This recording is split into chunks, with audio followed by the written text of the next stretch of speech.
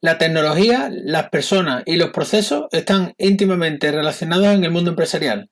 El entrenamiento de las personas en el uso de la tecnología disponible para mejorar los procesos nos permite conseguir mejorar la entrega de valor al cliente. Y en el sector eco estamos en un momento disruptivo en cuanto a tecnología se refiere, y es tan importante formarse en el manejo de nuevas aplicaciones y conceptos como tener un ojo en el cambio que esta transformación digital está generando en los procesos tradicionales, que no solo están evolucionando para adaptarse digitalmente, sino que están cambiando por nuevos procesos que antes no tenían cabida con la tecnología existente.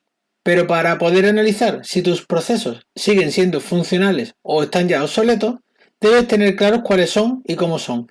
Y por eso, en este capítulo vamos a hablar hoy sobre procesos de un estudio de arquitectura e ingeniería.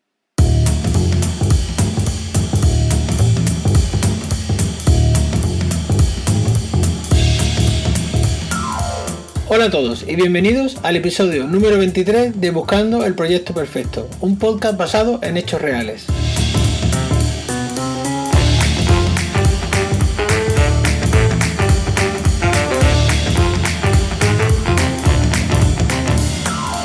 Yo soy José Luis de la Rocha y algunas veces trabajo de arquitecto y otras de delineante, de director de proyectos o CEO de mi empresa, pero siempre disfrutando de cada momento.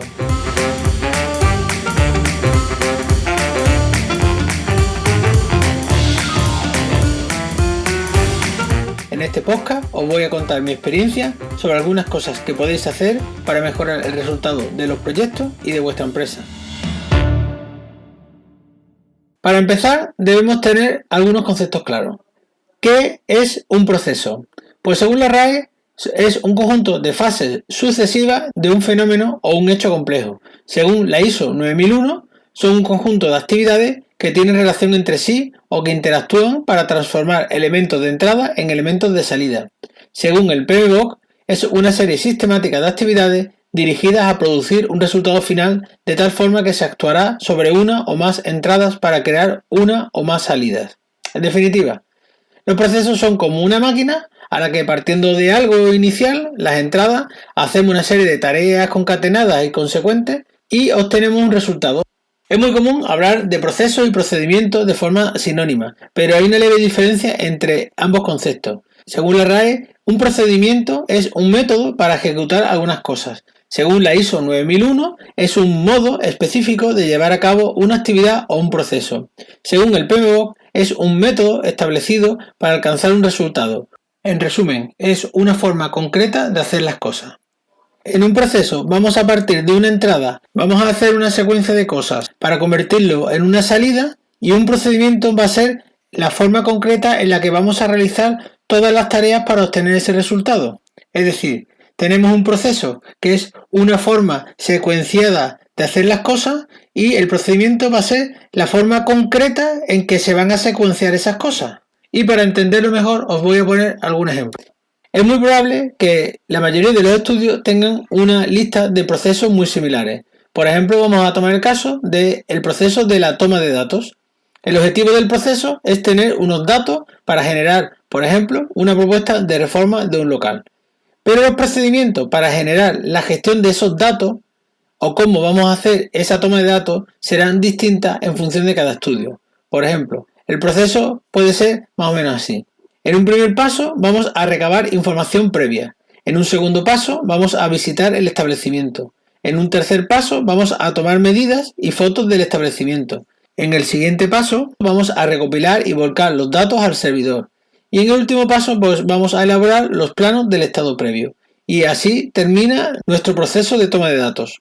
Es muy probable que todos estos pasos los tenga que dar cualquiera de los estudios que vaya a hacer esa toma de datos. Pero los procedimientos de cómo se va a proceder para hacer esa toma de datos va a ser muy distinto. Por ejemplo, en un estudio, la secuencia de toma de medidas y fotos se puede hacer con el siguiente procedimiento. Pues se elabora un croquis con la aplicación de OneNote, se dibujan las líneas en negro y las cotas en rojo, se toman medidas con un distanciómetro láser o un flexómetro manual, se toman siempre diagonales. Después también se van a tomar, si se puede, medidas longitudinales totales del local y después se van a tomar fotos de cada esquina hacia la puesta de manera que barramos todo el local. Y esto puede ser el procedimiento que ese estudio tiene sobre la toma de medidas. Pero otro estudio puede tener el siguiente procedimiento. Se va a hacer una inspección visual para cerrar ventanas, tapar espejos, poner puntos de control entre habitaciones. Después se va a hacer un levantamiento mediante nube de puntos con un iPad. Después se va a hacer una comprobación del encaje de esa nube de puntos para comprobar in situ que está todo correcto. Después se va a hacer un dibujo de un esquema de la vivienda y se van a hacer unas tomas de medidas generales de control. Después se va a hacer una toma de fotos en modo panorámico vertical en el centro de cada habitación. Y después se va a hacer también además un vídeo del recorrido que se ha seguido en la toma de datos. Es decir, que cada estudio pues, puede tener un procedimiento distinto para el mismo proceso de una toma de datos de un local.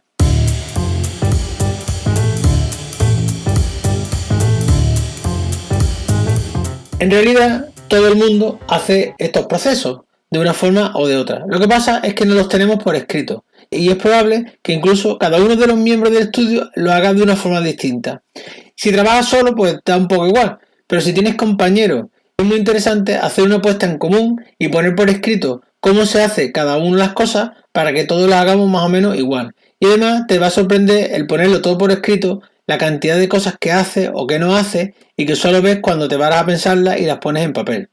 Además, en este proceso, al participar todo el mundo, pues se pueden afinar muchas cosas e incorporar algunas ideas que no tenías claro cómo hacerlas y ese debate pues va a generar una dinámica de mejora del proceso que se hacía de forma intuitiva hacia un sistema que va a conocer todo el mundo y que todo el mundo puede hacer igual, con lo cual va a producir mejores resultados que si cada uno pues va improvisando sobre la marcha.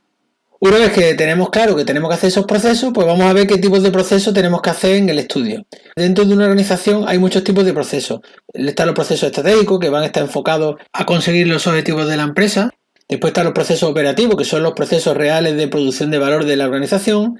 Después están los procesos de apoyo, que van a ser procesos que van a servir un poco de dar servicio a estos procesos operativos, como puede ser, por ejemplo, los procesos de facturación y tal. Y después están los procesos de control que van a ser para supervisar que todo el trabajo se está haciendo conforme al plan o a la idea y los objetivos que se plantean. Pero en este capítulo nos vamos a centrar hoy en los procesos operativos, en los procesos en los que se genera valor a la empresa, es decir, los procesos para producir el trabajo que nos contratan. Y ya cuando más adelante pues haya avanzado en esta definición de estos procesos, pues ya sí te puedes empezar a hacer otros procesos estratégicos de apoyo para complementar el servicio que ofreces en la empresa. ¿Y cómo empezamos a montar esta estructura de procesos? Pues para empezar, lo primero y lo mejor es hacerte un mapa general de estos procesos. Por ejemplo, si vamos a centrarnos en la producción de documentación técnica para, por ejemplo, para hacer una reforma de un local, pues vamos a tener que hacer un mapa general en el que vamos a ir de arriba abajo desarrollando todos los pasos que se están haciendo para hacer el proyecto de la reforma. Y, por ejemplo, podríamos tener los siguientes procesos. Vamos a partir de la base de que ya los procesos para encargar el proyecto, para contratarlo, ya se han producido y ya nos han encargado el proyecto. Pues vamos a tener, por ejemplo, el proceso de toma de datos, vamos a tener el proceso de elaboración de propuestas, vamos a tener el proceso de desarrollo del proyecto técnico, que también podemos subdividirlo en la parte del proyecto básico y del proyecto de ejecución. Vamos a tener un proceso, por ejemplo, para la solicitud de licencias de obra, vamos a tener un proceso para licitación de proveedores o otro, por ejemplo, para la dirección de obra. Ahora, a cada uno de estos, pues tienes que hacerle una tabla en la que vamos a poner a la izquierda todas las entradas que necesitamos para ejecutar ese proceso. En medio vamos a poner todos los procedimientos que vamos a usar y cómo se va a desarrollar. Y en la tercera columna, pues vamos a poner todo lo que va a salir de ese proceso. Pues muchas salidas serán entradas de otros procesos siguientes y de algunos pues irán saliendo entregables y documentos. Después documentaremos cada uno de los procedimientos, cómo queremos que se hagan las cosas e incluso podemos hacer alternativas de algunos procedimientos porque podemos tener en función de distintas opciones uno u otro procedimiento. El caso es ir detallando todos esos procedimientos para complementar ese proceso. Y complementario a esto, pues le pondremos un diagrama de flujo del camino que recorrerá ese proceso de una forma secuencial. ¿Y cómo se representa este diagrama de flujo? Pues existen varias formas de representarlo, pero no vamos a comernos la cabeza mucho con esto. Hay un método muy sencillo que se denomina BPMN, de Business Process Model Annotation, que es lo que has visto siempre con las cajitas y las flechitas. Y este sistema es muy sencillo y consta de elementos y conectores. Y entre los elementos, pues vamos a tener los eventos, son el inicio y el final del proceso y se representan con un círculo. Después vamos a tener una serie de actividades que son las distintas tareas que se van a realizar en este proceso y vamos a representarlas con un rectángulo. Y después están las decisiones, que son unas preguntas que nos vamos a hacer durante el proceso para establecer un camino u otro. Por ejemplo, pues ¿está revisado el proyecto? Sí, no. Pues si es sí, irá a una caja y si es no, pues irá a otra caja. Pues esto se representa con un rombo. Y después tenemos los conectores que se van a representar con una flecha que va desde un elemento a otro en un determinado sentido. Y para hacer estos diagramas tenemos varias herramientas. Desde una de Microsoft, que tiene una aplicación que se llama Microsoft Visio, que es específica para hacer estos diagramas de procesos. Y tenemos también otras aplicaciones que se pueden hacer desde una página web de internet como Lucidchart o Draw.io. Bueno, con esto llegamos al final del capítulo y ya no tienes excusa para comenzar a desarrollar procesos en tu estudio y así optimizar el rendimiento de tus proyectos. Me gustaría hacer algún capítulo de preguntas de los oyentes, que siempre me ha gustado cuando escucho los podcasts que hacen este tipo de capítulos, por lo que te invito a mandarme las preguntas o consultas al correo de podcast@arquitecturaeficiente.es o en la web de arquitecturaeficiente.es/contacto. Por último, quiero recordarte que además del podcast tengo una newsletter semanal donde hablo de estos temas, pero en píldoras más pequeñas y un poquito más gamberros. Si te interesa probarlo, suscríbete en el enlace de arquitecturaeficiente.es/suscripción y con esto podrás acceder también al canal de Discord. Si te ha gustado, no olvides seguirme y darle a me gusta. Además puedes recomendar este podcast a otros compañeros que también lo necesiten. Y sin más me despido y nos vemos en el próximo programa.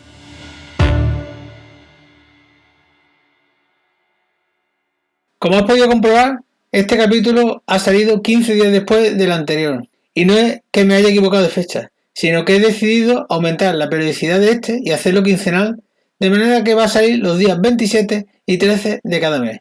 Y te preguntarás, ¿qué tontería es esta de sacarlo los días 27 y 13 en vez del 1 y el 15?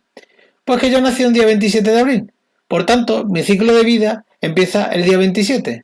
Y eso es lo que hay.